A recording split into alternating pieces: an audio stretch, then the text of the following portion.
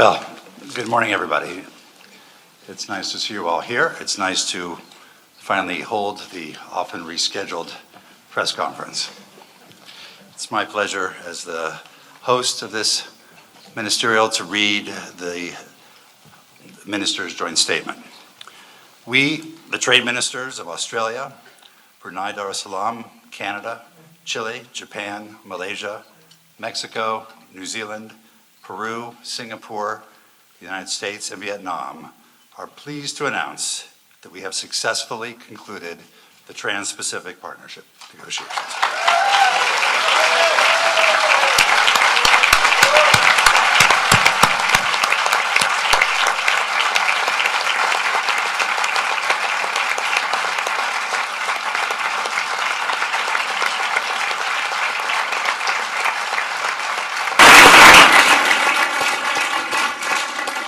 After more than 5 years of intensive negotiations, we have come to an agreement that will support jobs, drive sustainable growth, foster inclusive development, and promote innovation across the Asia-Pacific region.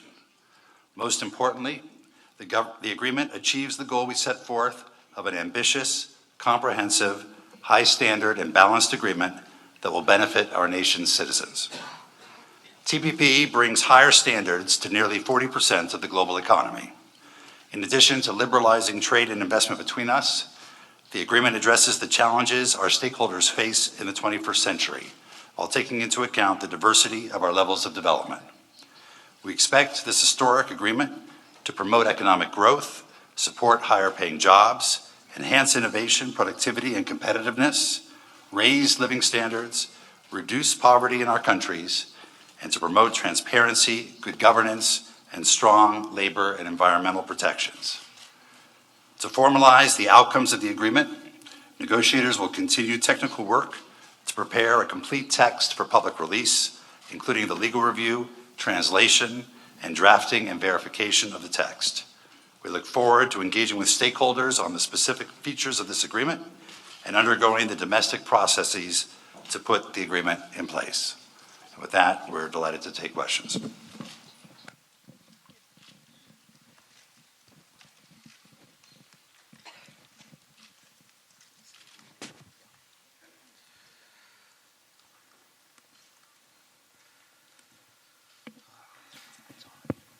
Hello, my name is Carter Doherty with the International Business Times. Two questions for Ambassador Froman.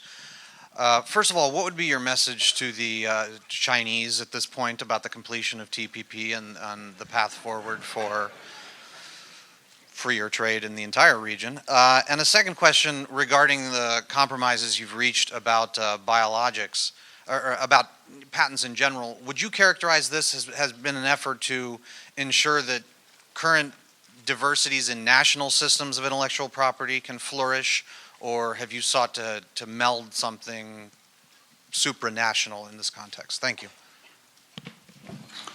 Well, I think that our message to all countries is that the 12 of us are pleased to have been able to reach agreement on an ambitious, high-standard, comprehensive agreement.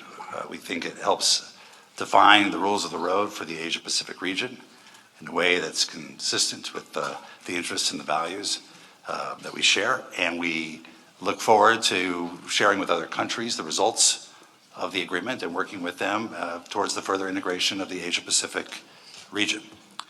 On biologics, as you know, this is one of the most challenging issues in the negotiation. We've worked cooperatively with all of our TPP partners to secure a strong and balanced outcome that both incentivizes the development of these new life-saving drugs while ensuring access to these pioneering medicines and their availability.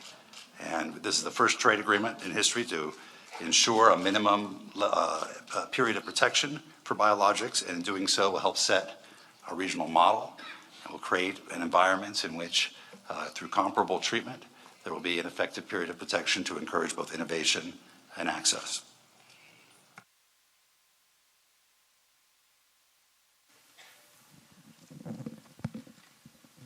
Hi, good morning. Richard Madden, CTV News in Canada.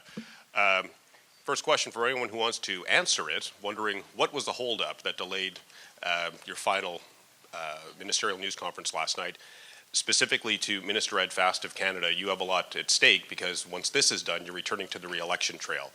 Have you done any analysis that could determine how many jobs might be lost, whether it's in dairy and manufacturing, despite the gains that you might see in trade? Perhaps I can start on the last question. We certainly don't anticipate that there will be job losses. Obviously, there will be some industries that will adapt. But what we've done is we've positioned Canada very strongly to be part of a much larger trade agreement, the largest in the world, providing Canada with a once-in-a-lifetime opportunity to shape outcomes and rules within the Asia-Pacific region, to walk shoulder to shoulder with our NAFTA partners to expand our opportunities within the Asia-Pacific. As you know, on supply management, we have been successful in protecting the three key pillars of supply management, being production controls, price controls, and import controls. We believe the outcome is one that very much reflects Canada's long-term interests and will provide the supply managed sector with a bright future. They can now continue to invest in their industry, grow their industry. That is an outcome that we're very pleased with.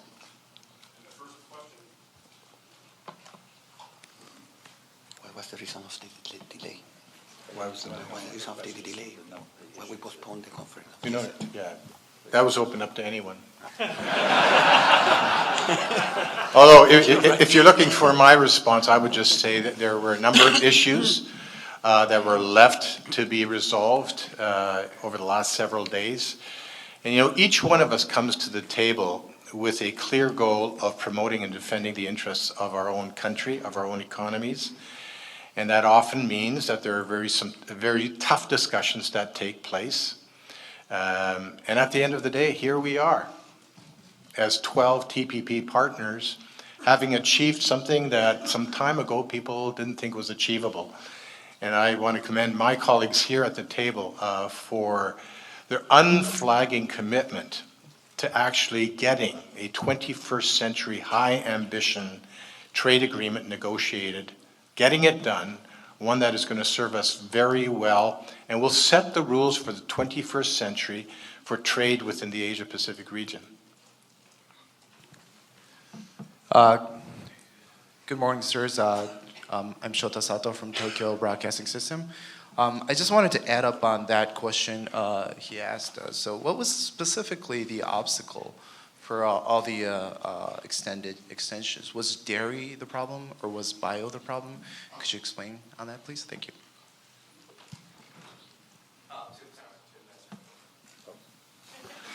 There are many choices you have up here, by the way. I think coming into this ministerial and coming out of Maui, it was clear that there were a limited number of very difficult issues to address. There were market access issues around agriculture, as you said. There was issues around intellectual property rights. There were issues around autos. And there were a number of other issues. I think over the course of the last several days, we've worked through those issues, but there were decisions being made as late as 5 o'clock this morning on some of the other remaining issues as our teams worked through the specific text and the chapter by chapter to make sure that we nailed down agreement on the various issues. And so, you know, this is a comprehensive agreement. It's complex in terms of both its scope and, of course, 12 countries. And as a result, it took some additional time to make sure that we got it right. I think all of us have done, and I am very grateful to my fellow ministers for, first of all, the time and energy they and their teams have put into this over the last several years, but most recently changing their schedules, being here in Atlanta, and agreeing to stay on even when ministers had other engagements elsewhere to make sure that we got it done. Because all of us have shared the belief that the substance had to drive the timetable, and this was the opportunity to get that substance right. Please, Tim. Can I just add a reflection? Look, long after the details of this negotiation on things like tons of butter have been regarded as a footnote in history, the bigger picture of what we've achieved today will be what remains. It is inconceivable that the TPP bus will stop at Atlanta. The TPP bus will move on. We will be able to evolve exactly as Minister Fast was saying. You know, our industry structures will change in response to the opportunities of this agreement. And in future years, we can be absolutely certain that the depth of achievement we've been able to reach at this point in our collective history will be deepened and broadened. And other people will join this agreement. Don't ask me to be precise, because I would then be forecasting the future. But I just want to tell you that while the difficult negotiations on things like dairy products, which in my country's case ended at 5 o'clock this morning, we have always to deal with these realities in a trade negotiation. But the bigger picture is the reason we're sitting here. And that bigger picture will be profoundly important and beneficial to the generations of the people in our respective countries.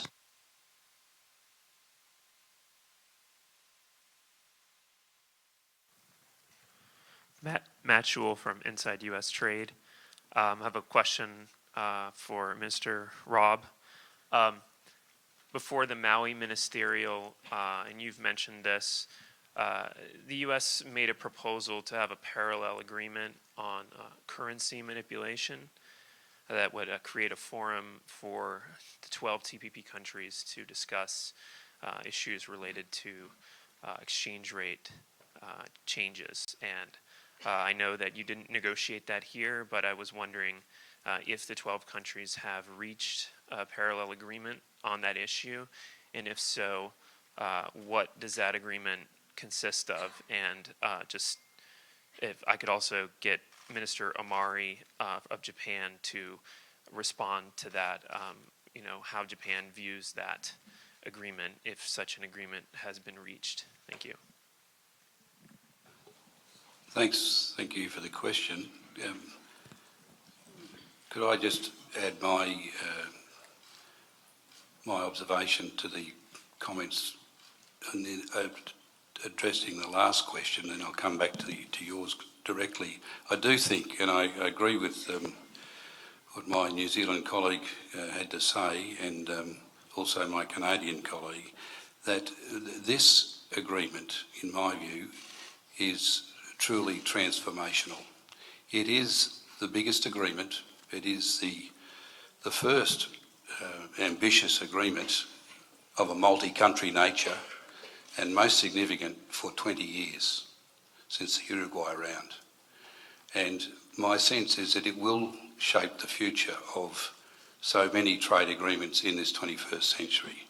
It will drive the way forward for lots of other trade deals, some of which we'll be involved with, some which we won't be involved with. So I agree that the magnitude of and the importance of rules for 21st century issues can't be underscored enough. And I'm very proud to be associated with this very complex and ambitious agreement, but one which is forward-looking, very much forward-looking to e-commerce and the digital world that now is so profound in all areas of our lives. Now, back to the question, original question.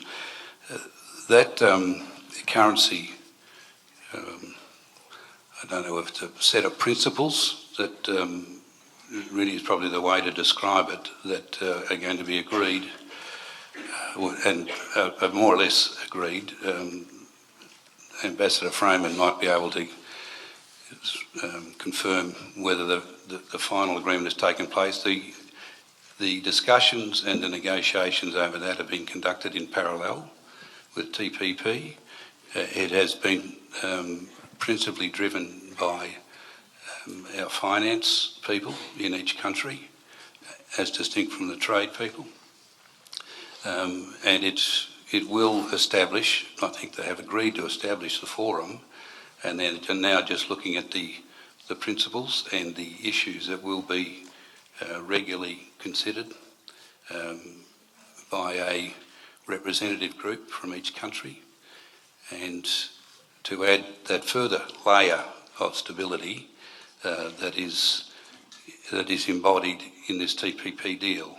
This TPP deal is going to lead to far more seamless trade across 40% of the world's GDP.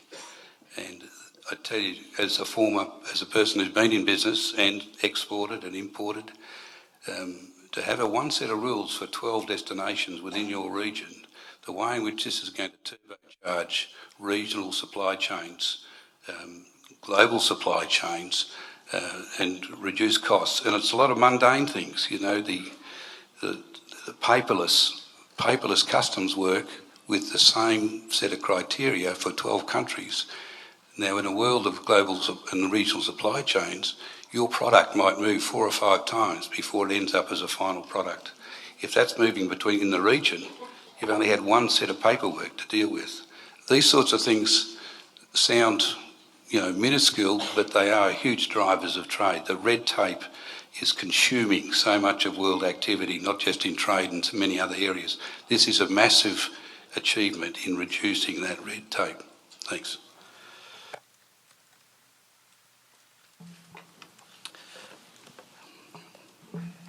I'm sorry, I'd like to answer your question in Japanese because I don't have enough time to master English by the time of this press conference.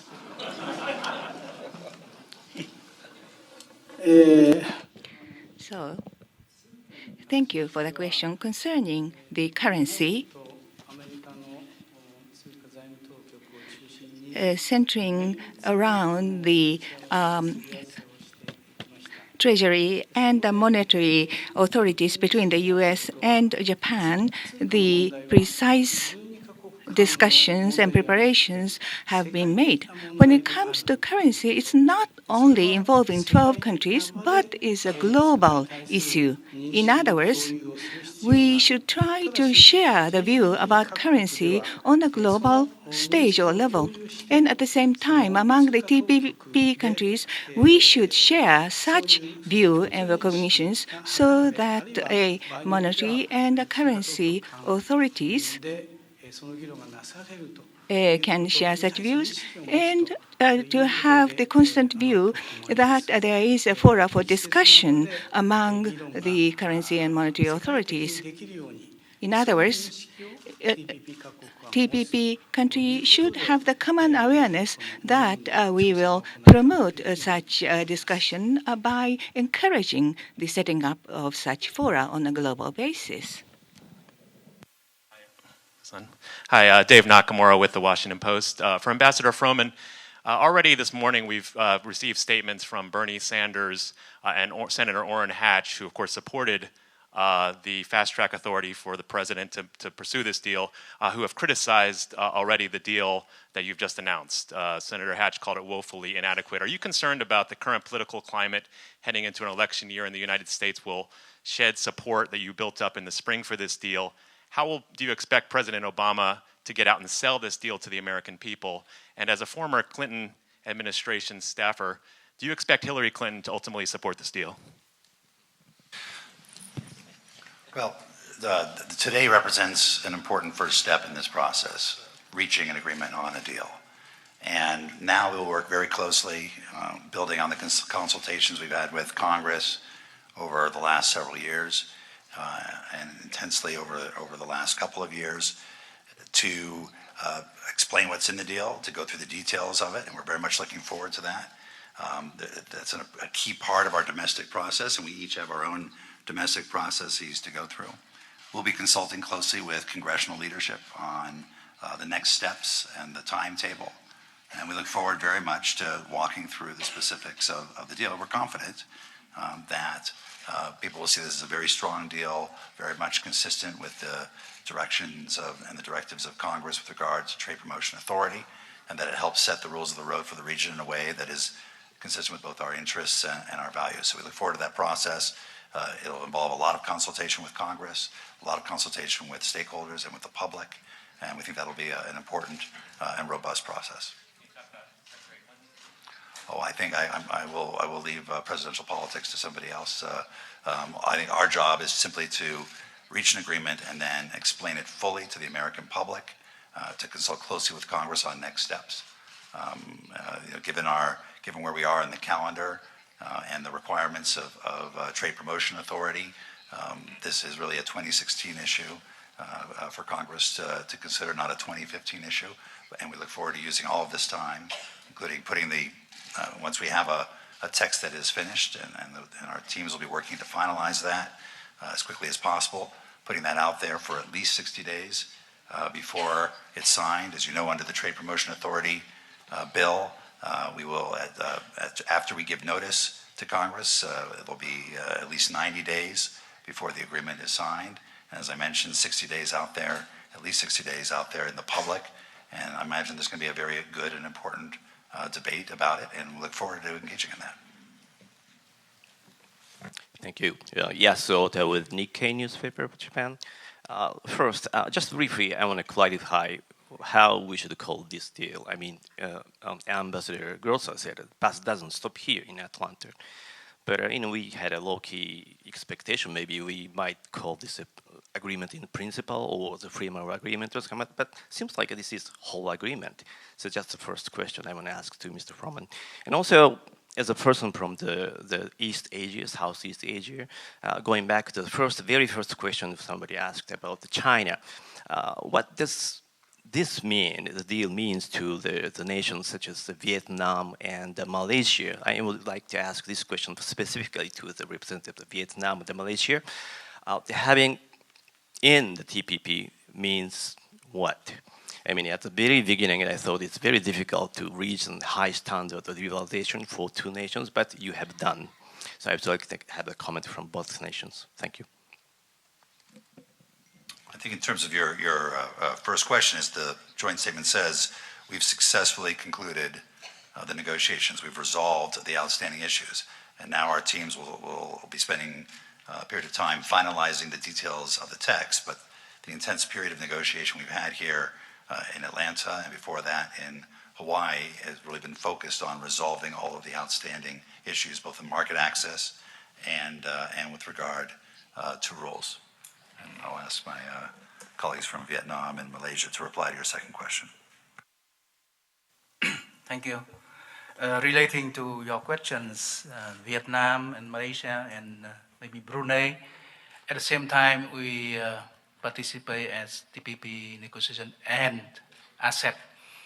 I think that for Vietnam, we are among the 12 countries of TPP. We are the less developed country in the group, but we think that we will overcome every difficulties to fulfill our obligation and our right. If we decided to join the ASEP negotiation, I think that we will follow the same manner as we did among TPP countries.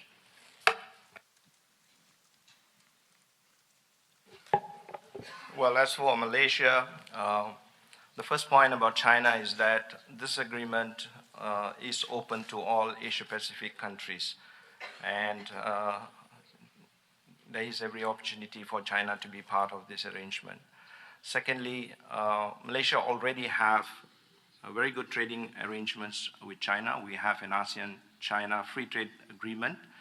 And thirdly, we don't see the RCEP, where China is engaged with 15 other countries in the region to establish the RCEP, as conflicting with the TPP. These are both complementary arrangements for a trading nation like Malaysia. Good morning, it's John Keogh here from the Australian Financial Review. Mr. Grosser, when the TPP was founded back in 2006, New Zealand, one of the 4 founding members, the ambition was to eliminate trade barriers. Notwithstanding all the good work that's been done over the past few years, trade purists, economists may point to this deal as falling short on those ambitions. Canada's retained its supply management system in dairy. The US has given a little bit of access on sugar. What would you say to people in those trade circles who say this deal falls short of the original intentions? And Mr. Fast, could I just ask you, how do you intend to negotiate this deal through the Canadian political scene, given you've got an election coming up? Well, if I look at this, I mean, it's a very, very important question. Through the prism of our small economies' export interests, what I'll be saying to New Zealanders when we get back is this establishes, in the long run, complete elimination of all tariffs on everything New Zealand exports, with two exceptions. One is the beef tariff in Japan, and the other are some dairy products, some of which will achieve tariff elimination and others be proven to be too difficult. If we had calibrated this negotiation from any other point than this high level of ambition, we would not be sitting around the table allowing me as one of the economies to make that statement. So it's been a negotiation. I don't know what on other basis we would have started this negotiation than from this very high level of achievement. So we have not been able to achieve this today amongst all of us collectively, but it's established a direction of travel. And if you go back into the history of any trade negotiation, you could use the Australia-New Zealand deal, you could use P4. What we're doing is, on the more difficult issues, establishing a direction of travel. Unquestionably, we will see adjustments to that direction of travel. This will open up political space for future generations of trade ministers from our countries to build on this. So if you think you shouldn't do anything because you cannot attain perfection, just remember the old phrase, the excellent is almost always the enemy of the good. In terms of Canada's timing, Canada's election will take place on October 19th, exactly 2 weeks from now. It would be the height of irresponsibility for a Canadian government to abandon a negotiation like this and not defend the interests of Canadians, which is why Canada stayed at the negotiating table and concluded negotiations. Now, please understand that post-October 19th, the new Parliament in Canada will have a full debate on the merits of this agreement and will vote on this agreement. Our role was to make sure we defended Canada's interests at the table. We are very pleased with the outcome we've been able to secure for all sectors of our economy. Ultimately, it will be the new Parliament that will judge the merits of this agreement. Good morning. I'm Jackie Calms with the New York Times.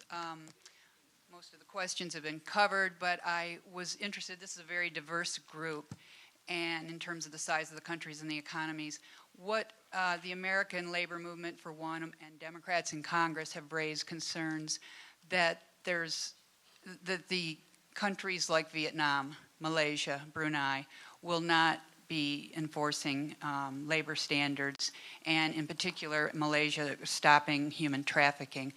What assurances can you all, give that they're wrong? And second, Ambassador Froman, is it realistic? Can you conclude during the Obama administration the separate trade agreement with Europe, given now the complexities of getting this through?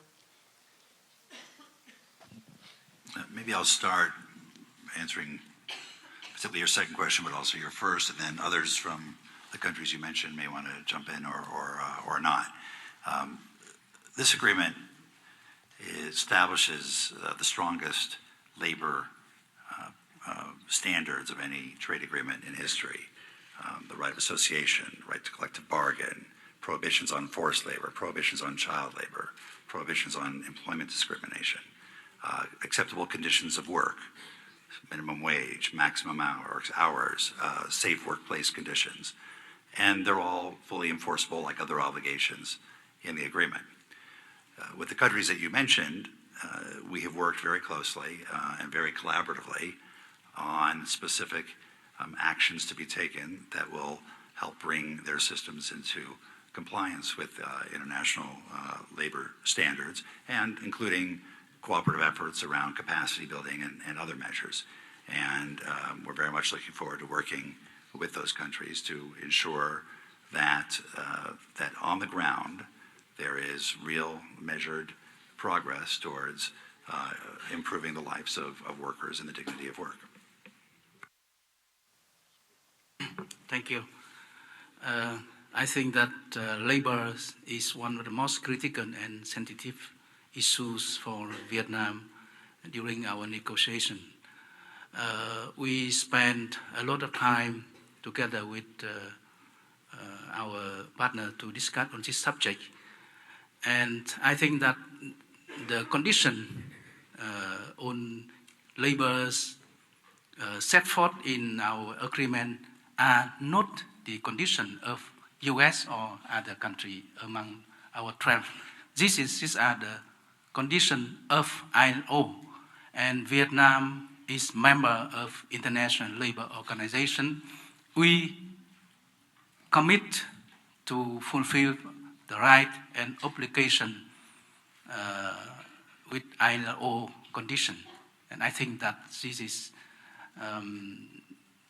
the commitment and our willing to fulfill our obligation in the labor issues.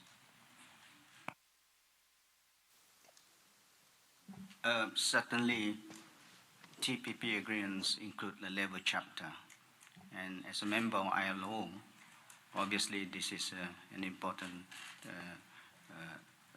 convention that we adhere to, and within the TPP we work very hard with the United States on to reach certain agreement, and on the labor issue, I think with the capacity building and with the cooperation, I think we will be able to address those important core labor issues with the partners here. I would like to dispel any notion that Malaysia will not be able to implement the labor chapter, because we are also a member of the International Labour Organization and have adhered to the principles of the declaration. On the second issue of trafficking, I think you are aware that Malaysia has already put in place a number of measures, including strengthening our own legislation on enforcement. And this, I think, is also part of the labor standards that we are going to enforce through the labor chapter. Sorry. Well, I thought I should at least complete the press conference on TPP before turning to TTIP, but we have been engaged with our European partners for about a year and a half on this. We've had intense engagement, including with Commissioner Malmström just last week in Washington to review the state of play around TTIP, and we very much look forward to making progress and ultimately completing it consistent with the standards that we've set out for it. We have an upcoming round in another 2 weeks on TTIP, and we're making steady progress towards its completion. Hi, it's Sean Donnan from the Financial Times. Minister Amari, if I could just ask you about the economic and strategic implications of the agreement you have today. You have an economy that many believe will enter technical recession very soon. How important is this as part of your government's reform agenda and to boost growth at home? And also, how important is it for the Asia-Pacific region from Japan's perspective as a strategic exercise?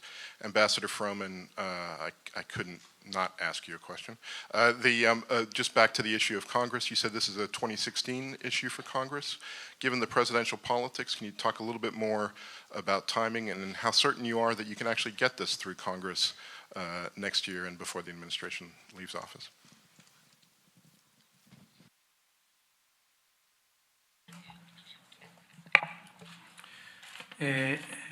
まず日本経済はリセッション。 Japanese economy, you mentioned it is in technical recession, but it is not the case. Japanese economy is in a sure path of growth and recovery, but there are some issues, and economic and employment indices show the best numbers in 25 years, and also corporate income also is the best in the history, best earnings, but they are not duly reflected in the investment and wages yet. Therefore, on the part of Abe cabinet, within this month, we'll organize a discussion session between the economic organizations and the government so that accumulated earnings should be used in an effective way to start a virtuous circle for the betterment of the economy, and to that end, what government can do. So we will accelerate such discussion. And you mentioned the TPP's strategic significance. TPP is not just an agreement to reduce the tariff to zero or near zero. It would ensure the free flow of goods as well as capital, and also the regulations or obstacles about the flow of investment would be eliminated. For instance, when a country tries to make investment in other countries, there could be a performance requirement, such as the requirement to do the technology transfer, or a half of what's produced should be exported, and so forth. Such a requirements stood in the way of the promotion of investment. We will eliminate that, and such rules will apply to newly participating countries. In other words, if China were to join TPP, then China cannot impose such performance requirements. So it will be a free flow of goods, capital, people, as well as information. So when we think of the growth of economy, the starting point is the free flow of managerial resources of every sense of the term. So the set of rules we construct among 12 countries will be the global standard for the 21st century. And I will not some say that we will not talk about specific name of the countries who are in the queue to participate in TPP, but there are multiple number of countries in the queue, and it will have a great tripling effect to induce more countries to wishing to join. And there, what we find is the freedom, democracy, and capitalism, the shared value we constructed together will spread throughout the world. And we take high pride in the fact that we have been the member to construct the original treaty. And by spreading the rules, we can make the world more affluent and strengthen the relationship of mutual interdependence. So it will mean the economic security, but at the same time, in an indirect sense, it will enhance the security in the region and to promote the solidarity in the region, in the economy and other. My name is Yoshioka from NHK TV. First of all, I'd like to say, sorry about that. I was happy to move on to the next question. But, well, as I said, Sean, under TPA, as you know, there will be at least 90 days before the agreement is signed, and that'll take us into 2016. And in terms of the precise timing of dealing with TPP by the Congress, that's something that we'll work very closely with leadership in Congress to determine what the best pathway is forward. And we're looking forward to continuing that engagement as we have over the last several months. As soon as we get back to Washington this afternoon, to start those briefings about what's in the agreement, and to consult with the leadership about next steps. Thank you. Yoshioka from NHK. First of all, I'd like to say congratulations to all the ministers and the negotiators involved in this agreement. And my question is to the representative from Chile and Peru. First, on the biologics. You have, until the very last moment, you have the very intensive discussion with the US and other partners. So how did you overcome these difficult issues and explain to your people TPP is worth having? So please explain that. And then the Minister Grijaldo of Mexico, there are, during the negotiation, there are growing concern among the negotiators that over the US leadership, they say that the U.S. is having a strategy that once U.S. get the deal with a big economy like Japan or Australia, others could be just swept away. So it makes difficult for all the issue in Maui between the discussion between the U.S., Japan, and Mexico, Canada, I believe. So do you have any comment about that? Thank you for the question. You're right. Biologic issue was one of the most sensitive issues in the negotiation, at least in the case of Chile. It was an exhaustive negotiation during the entire process, but also during this round. In the case of Chile, we are very pleased with the final result. We really think that we have a balanced result. We are going to maintain our internal regulation in a data protection, and also we are going to keep the regulation we already have in the previous free trade agreement. Good morning. In the case of Peru, we also came with high expectations. We knew we had sensitive issues, and we were devoted to work as hard as possible to make the deal, to be here with this group. The country is prepared.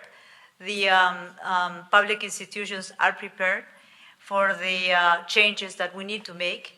And we have to look at this, as everyone has been saying here, as a balance, right? At the end of the day, what we're looking through a 21st century is exactly just to set the standards for us to bring more jobs to our countries.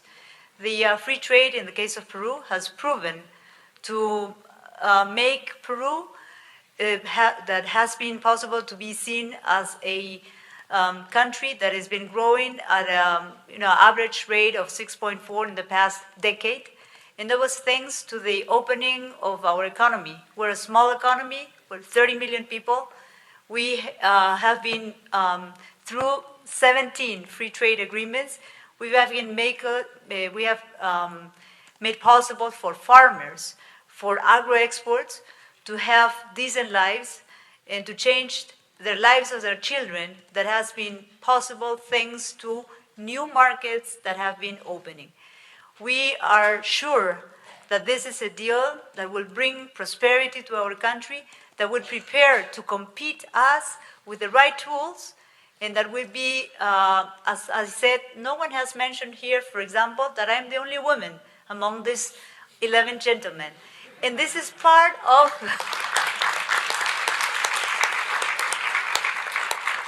And this is also part of the TPP, because the TPP is a deal that has a chapter 2 that focus on gender problems, that would allow us, the 12 countries from 3 different continents, to be flexible, to produce more opportunities for our people.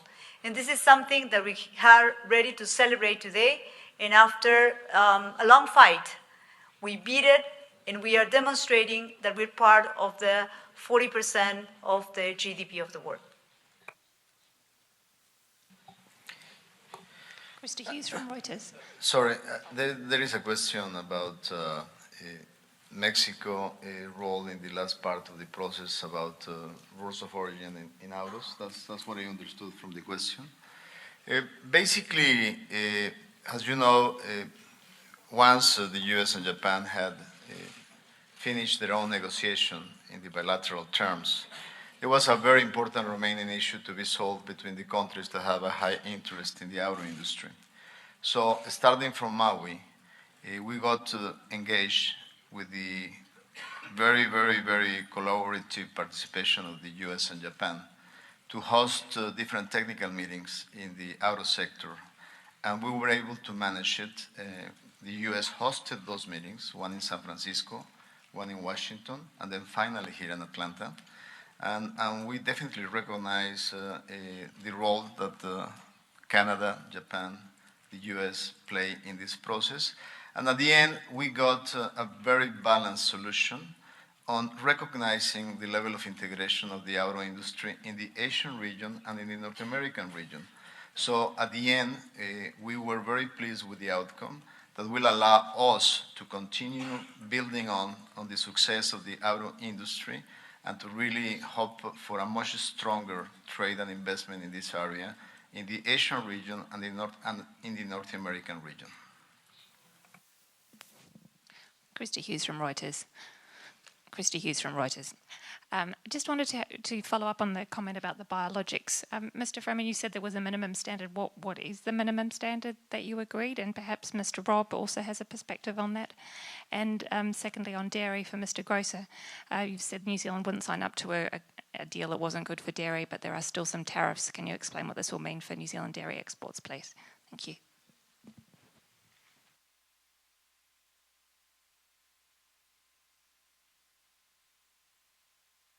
Yes. So, Chris, I think as we have talked about, and I think as Minister Robb was quoted in the press today, I think very articulately, there was a recognition of the importance of innovation, of the importance of having effective market protection for encouraging innovation, and a recognition that there may be multiple ways of achieving that. So for some of us in our systems, we use data protection as the method for creating effective market protection, and we have in the United States, of course, 12 years. In some of the other countries, 8 or 10 years. What we're doing in TPP is recognizing that we're all trying to achieve that effective market protection and deliver a comparable outcome through various mechanisms, including at least 5 years of data protection plus other government measures that can achieve a comparable outcome. And I think that was a long and hard discussion among all the parties around the table, reflecting different levels of development, different levels of development of the pharmaceutical and biotech industry. And the outcome, I believe, both encourages and incentivizes the innovation around important life-saving medicines and treatments, and ensures access to affordable medicines more broadly around the world. On dairy, let me introduce some economics, not just politics, into this discussion. So the extraordinary thing about dairy products, which was one of the most sensitive issues we had to resolve here, and obviously of crucial importance to my country, is that New Zealand has only 2.5% of world dairy production, and roughly, depending on how you measure it, 1/3 of world trade. I mean, can you imagine that being possible in, say, the world of autos? That a tiny auto country that had only 2.5% of world automobile manufacturing would be the largest automobile exporter in the world. It would be impossible. And the economics behind this is that this is a reflection of the fact that we've had 50, 60 years of integration of the motor vehicle industries of the planet, and we've just started this process on dairy. So, we start every journey where we stand. So over the long term, we are moving in a more liberal direction on dairy products. In the last 20 years, what it means for New Zealand, you asked me, is that this will build on complete free trade into China, we have, complete free trade into Taiwan, complete free trade into the whole of Southeast Asia, and I could go on. And these are progressively opening up opportunities, not just for my industry and, of course, Australia also as a major dairy exporter, but for other people. So we will see normality spread. The advantage of this for New Zealand is not just about new opportunities, it's about reducing volatility. So in economic terms, what you have is a highly closed market. And therefore, when supply and demand get out of kilter, as they have recently in world dairy markets, it's all focused on a huge relative adjustment in the international part of the equation. This agreement will not only create opportunities for dairy farmers in Australia and New Zealand, but it will help over the long term to reduce volatility. So it's all about the direction of travel. This is unquestionably positive for our dairy farmers. Krista, can I just add, just want to make the point that what we're talking about is ensuring that there's that effective market protection. And again, we do it in the United States through 12 years of data protection, but even countries that have a lower level, a lower period of data protection through their regulatory measures, their administrative measures, their requirements for perhaps additional clinical trials or their inspection of manufacturing plants or the various steps that they go through. You know, as Minister Rob said earlier today, it may take 7 or 8 years beyond the 5 years of data protection for various biosimilars to be approved. And so our goal is, whether you're doing it one way or the other, one stream or another, is to have a comparable outcome in terms of incentivizing innovation and at the same time ensuring access to affordable medicines. I was asked whether I agreed with the comments, and I do agree with the assessment of Ambassador Froman of the biologics position that was established. The thing is that many observers assumed that we had to arrive at some hybrid single system. The agreement recognises that we can travel on different roads but end up at the same outcome. And we can travel with some common elements, and the minimum standard for data protection is common to all of us. But at the same time, the deal agrees or recognises that the existing systems of different countries are able to reach the same outcome. And that's been a very important construct, and that's why we've been able to, like not just in biologics but so many areas, if we bring that sort of common sense approach which is focused on outcomes, we're able to create a situation where such a diverse range of countries, different cultures, different languages, very different states of development, different political systems. It's a remarkable effort that all of us, all 12 of us, feel we can go back and sell what is a truly transformational agreement. So I'm in full agreement with Ambassador Froman. This next question will be our last question. If you would, please keep your seats following the answer while the ministers exit the room. Thank you so much for having this, and thanks to Minister Grosser for introducing economics into the conversation. I wanted to ask briefly 2 questions. For Vietnam, what would this deal do to the Vietnamese economy? Would it boost certain industries like textiles? Where do you see this deal shaping the Vietnamese economy? And then, of course, for Ambassador Froman, when you go to Congress this afternoon and start talking about the wins in this deal, which industries are you going to mention? Will it be products or services or farms? If you could mention an actual few industries, if not companies that would benefit, that would be great. Thank you very much. Thank you for the questions relating to Vietnam textile industry. I think that our economy based on a very important contribution of textile industry. Therefore, when we joining TPP, that means that our textile industry can grow faster, and it will bring benefit for the poor people, because textile industry in Vietnam mobilize about million of people. And I thank the country of TPP to create favorable conditions for Vietnam to enjoy some interest and benefit in textile industry? Thank you. Will, I think if you start on the, for example, just on the tariff side, TPP represents 18,000 tax cuts, the elimination of 18,000 tariffs across, from the U.S. perspective, it's trading partners with whom it doesn't already have an FTA. And that goes everything from autos, where we have tariffs in some of our TPP countries as high as 70%. So if those going to zero create a real opportunity for further auto exports. Machinery, 50%. Chemicals, 30%.